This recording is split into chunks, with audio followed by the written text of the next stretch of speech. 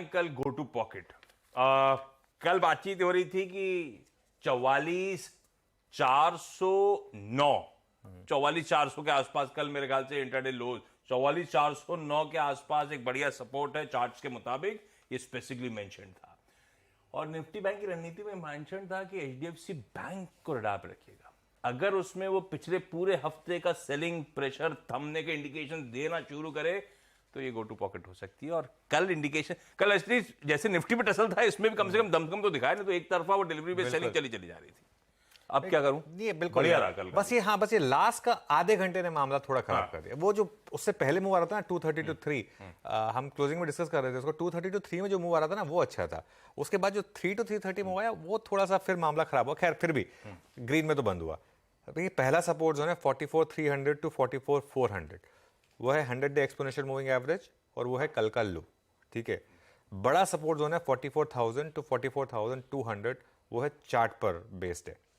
आपका bye zone होगा 44,550 to 44,650 और स्टॉप लॉस होगा 44,400 का।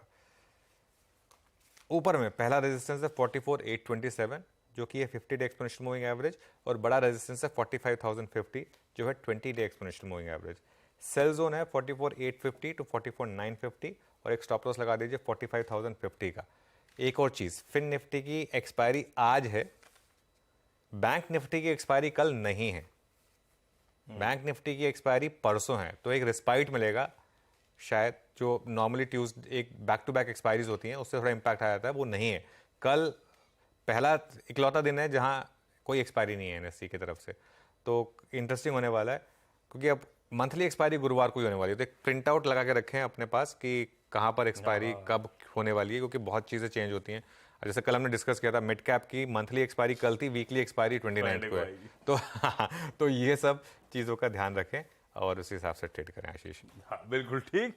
ये है निफ्टी बैंक का आज का अप्रोच। सीएनबी सेवास का एक सेकंड, सॉरी एक सेकंड, एक चीज़ मैं बोलना भूल गया। मैं बैंक निफ्टी की स्ट्रैटेजी दे रहा था उसके लिए। देखिए कल ना मुझे बहुत लोग, बहुत तो नहीं बहुत कम, मैं मतलब अपने आप को खैर भगवान की एक दया है, अपने आप को खुशकिस्मत मानता हूँ कि मेरे को ट्विटर पर जितने भी मैसेजेस आते हैं ना आशीष, 90 to 95% पॉजिटिव होते हैं। एक 2-3% ट्रोलिंग होती है, वो 2-3% ट्रोलिंग होनी भी चाहिए, मतलब वो ना हो तो मतलब आप कुछ गलत कर रहे हैं। ठीक है, कल बहुत लोगों ने ये एक क्वेश्चन उठाया एचडीएफसी बैंक पर कि मैंने एक हफ्ते पहले कुछ और व्यू लिया था एचडीएफसी बैंक पर, अभी मेरा व्यू कुछ और हो गया।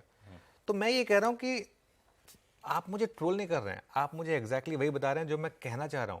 मैं तो खुद कहता हूं कि मैं मार्केट के मैसेज को रिस्पेक्ट करता हूं, अपने व्यू की, मैं किसी के व्यू की रिस्पेक्ट नहीं करता। मैं सुनता सबकी हूं, लेकिन रिस्पेक्ट मैं सिर्फ मार्केट की व्यू की करता हूं। मैं अपने जैसे कहते हैं ना, मैं अपने मेंटर्स का भी सिर्फ सुनता हूं उसके बाद, लेकिन मैं रिस्पेक्ट सिर्फ वही करता हूं जो मुझे मार्केट कह रहा है। और अगर मार्केट मुझे कुछ कहता है तो मैं अपना व्यू सबसे पहले चेंज करता हूं ट्रेडिंग के हिसाब से। ठीक है, ट्रेडिंग के हिसाब से, इन्वेस्टमेंट के हिसाब से मैं अभी फिर कह रहा हूं, मैं एक साल के बाद मैं फिर रिविजिट करूंगा इसको, एचडीएफसी बैंक को, और एक साल के बाद मैं देखूंगा कि हाँ ठीक है, मेरा वो जो व्यू था वो सही था या गलत था।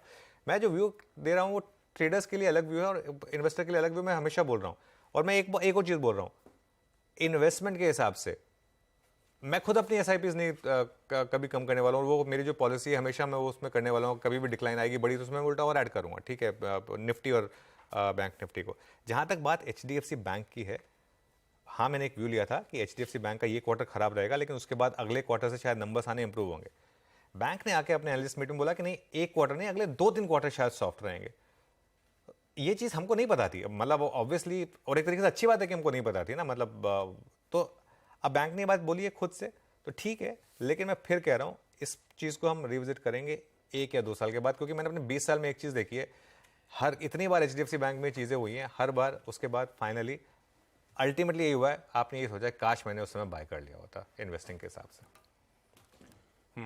ठीक है, ये हो गई अब पूरी स्ट्रैटेजीज और इस दिग्गज स्टॉक पे बातचीत। कुछ ही देर में बिग स्टॉक्स लेकर आता हूं, बिग स्टॉक पे जाता हूं। सीएनबी सेवास का मॉर्निंग पैनल रेडी हो रहा है कुछ ही देर में। कल भी बेहतरीन टॉप कॉल्स थे, बेहतरीन सुबह के ट्रेड में ही दिन भर की गाड़ी कमाई हुई थी। इस तरह की ब्यूटीफुल कॉल्स इसी प्लेटफॉर्म, इसी पैनल की तरफ से आए थे। तो आज कुछ ही देर में पैनल से फिर बातचीत और कुछ बढ़िया